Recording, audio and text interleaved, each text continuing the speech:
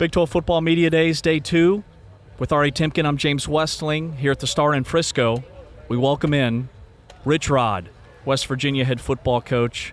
Round 2, Part 2, West Virginia.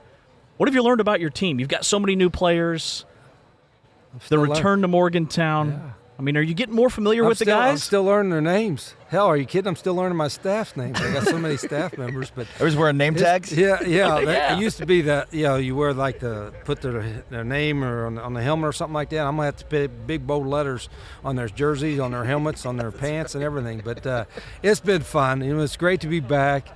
Typically you take a new job, it takes, 6 to 9 months to kind of learn the town and the lay of the land, so to speak. It took me about 6 minutes because we got a couple new traffic circles in Morgantown now. I'm learning how to drive, but it's been great. I got a great staff and the players have worked hard.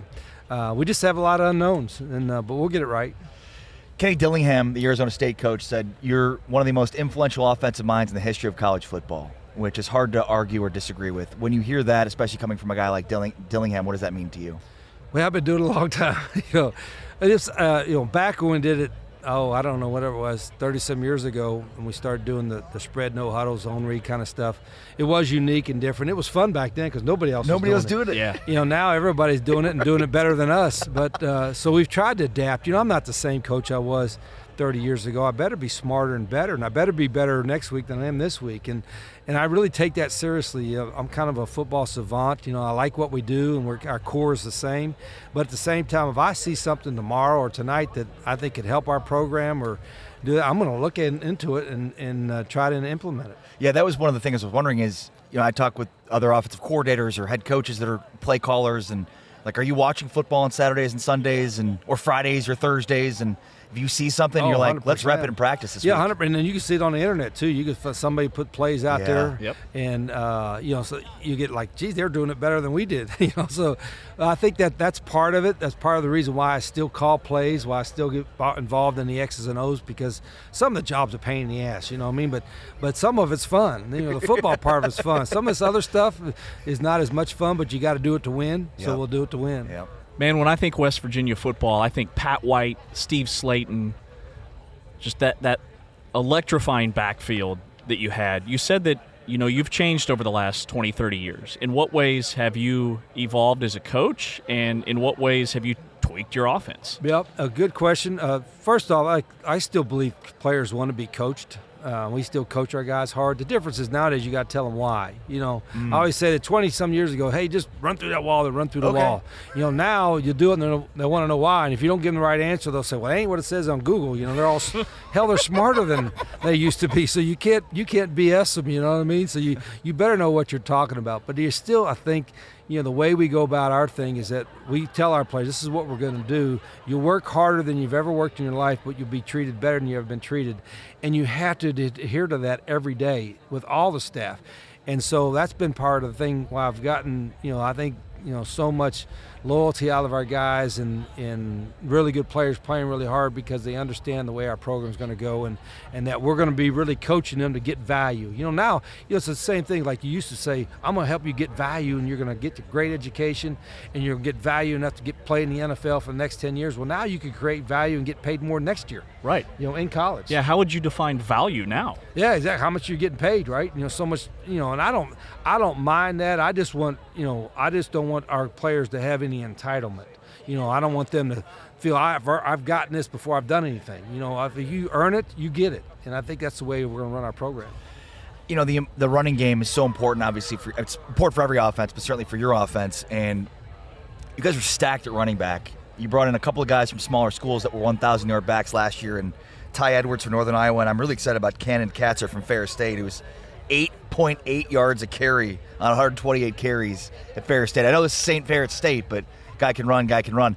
Are you going to have do you want to have a feature back? Do you want to mix in different backs? And how much will you run Nico or whoever your quarterback ends up being? All of our quarterbacks have to be willing runners. Yeah. Now, not all of them are going to be like Pat White that, Right. make the first two guys miss and then run 70 yards. But, they all have to be willing runners. But we've evolved where, if you're running like if you like, for instance, I've thrown for 500 before a long time ago, and then we've run for 500 yards in a game. And if you had your choice, running for 500 is like the demoralizing to them, right? Right. You know, they want to like quit playing football, right? So I don't know if you could ever do that, but you got to have good backs. You got to have a quarterback that's willing to run. You got to be good up front, and we have so many unknowns up front and playing for us. I can't make any predictions, but I do think our talent in our running back room is a lot better now than it was 2 months ago. And I think going forward, because backs, they like running the ball, like getting 1,000 yards and all that kind of stuff. But, we got to have a system and guys up front that can be consistent blocking people to get the run the way we want to run it. Rich Rodriguez, the head coach at West Virginia. Coach, what did you learn and take away from your time at Jacksonville State? I think you had a season where you guys weren't eligible for the FCS playoffs, but you still ran the table, I think, and won a conference championship, and you somehow, some way kept your team dialed in. Just take us through that experience at Jacksonville State. Yeah, thanks for asking. I love the folks at Jackson State and loved our time there. I could have finished my career there and been perfectly happy, and obviously the West Virginia thing came up, so that was a great opportunity. But it was unique because I had never been through – I had coached at a small level, coached at Power 4 level, whatever. But this was moving from 1AA to 1A. And having for 2 years we didn't have a locker room. We had a new facility getting built, so it was, those guys bought in so quickly, and it was really kind of neat to see when people say, "Now kids nowadays, you can't get them, you can't coach them hard, whatever," and those guys proved just the opposite. They were willing to do anything and everything we asked to do. Had some great success. Won a bowl game a year ago. Then this year started off with 60 new players. Went 0-3 to start with. I'm like, golly, but we didn't panic because it wasn't reflective of how they were working. And next thing you know, we run off 8 in a row and win the league and all that stuff. So it kind of, I don't want to say it validated some of the stuff we're doing, but it made me feel good that, hey, there's still players out there that want to be coached hard, that want to be in a program that's going to develop them. And so we're trying to bring that same mindset to West Virginia. How did the West Virginia thing come about? And obviously based on the way it ended the last time, did you ever think it would happen like that? Probably not. It was there was a lot of bitter feelings, and crazy stuff that was happening. So we just went on our journey. We're 17, 18 years at different places, and things like this really happened. It's not like wasn't in the works for months. Right. Kind of timing. We were playing in a conference championship game at Jack State, and so nothing was happening before then. Then after that, the interview came, and then the process was really quick. And for me, it was I've been perfectly happy finishing at Jack State, but if I'm gonna finish my career and I have a chance to finish it at my alma mater at West Virginia, that was an easy thing to go. But I still loved the time at Jack State, so it all worked out great. And our administration, Ren Baker, we got a great AD. And then when I got back, they put some money in the facilities, $50 million about 5 years ago. Some of the stuff I wanted to get done 20 years ago, but they got it done.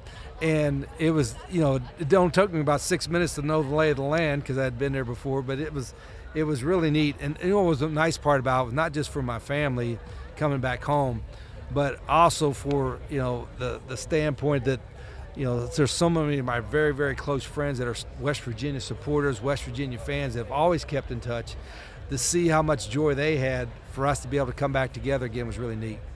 Coach, are you a big uniform swag guy? Because I saw that West Virginia is going to bust out some awesome throwback alternates this season that your fans are going nuts about. Yeah, I'm a little bit. I got criticized for banning some guys dancing on TikTok, but I like the uniform part of it. Like we did these Coal Rush uniforms last year, all the black, and those were sharp. Yeah. And then the throwbacks we have this year, I like having some alternative. My equipment managers, he gets a little nervous about some of that stuff, but I like the look of it a little bit there too. So I'm old school, but I'm not like kind of a cranky old school. Yeah. You know what I mean? No. Kind of it's got to kind of make sense, to me. Yeah, so we've talked a lot about offense. Obviously, you're Rich Rod, but defensively, this was the worst defense of the Big 12. So, what is the defensive outlook for this team this year? And tell me about your defense. Yeah, none of them played any. So, I guess if we're not, can't blame it on them from last year if none of them played. But I think there's. If I started with my staff, hiring Zach Alley, who I'd worked with before, was a big hire. He's a young guy. He's very aggressive. Does a great job. We put together a great defensive staff. And then we got to get guys that can run and hit and, play defense with a certain type of intensity that maybe we didn't have in the past. But at the same time, I think, I can't make any predictions. I'm being honest. I don't know. They ain't played. Let's see how they play a little bit. But their attitude in the spring, their attitude this summer has been fantastic, and that's a start. Man, I love your transparency and honest answer when you're talking about your team. Let's get to know the legendary Rich Rod here for a moment.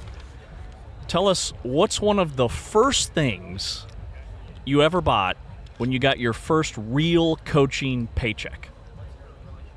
Oh gosh, I didn't know. See, I was the head coach at Salem College, and I made $20,000 a year, and that was like, I was like on top of the moon.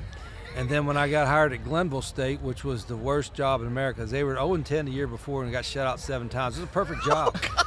That's true. And then How did they score the other 3? Listen, the first game I was at Glenville State, I think we were playing Cumberland College of Kentucky. I threw a 13-yard pass. There's only 400 people in the stands, and I'm related to 390 of them. I threw a 13-yard pass for a first down. I got a standing ovation. I'm like, shit, I ain't never leaving this. I shouldn't cuss. That was a perfect play. We're not ready. Yeah, it was a perfect play. So I wound up staying there, and I was an AD and the coach there, making $40,000 a year, and I was on top of the thing. I can't remember the first new car I bought. I can't even remember when that was. I might have been when I was at Clemson as an assistant. Assistant coaches make pretty good money now. Yeah, they do. But yes, I don't. I can't remember too many things. But I think starting off at the small Division II level, because I don't count being a GA at West Virginia is really, but being a full-time coach at a small college level, I think you got a certain appreciation for what, like coaches can complain now, and with everything's going on and change and all that, and some of it is a pain in the butt, whatever, but I'm like, it beats work digging ditches, Right, and your other right. hard jobs, so let's not complain about it. Yeah, there you go. Awesome stuff, Coach. Thanks for your time. All right, thanks, guys. Good to see you. Yeah, you Appreciate too. it. West Virginia head football coach Rich Rodriguez here at Big 12 Media Days.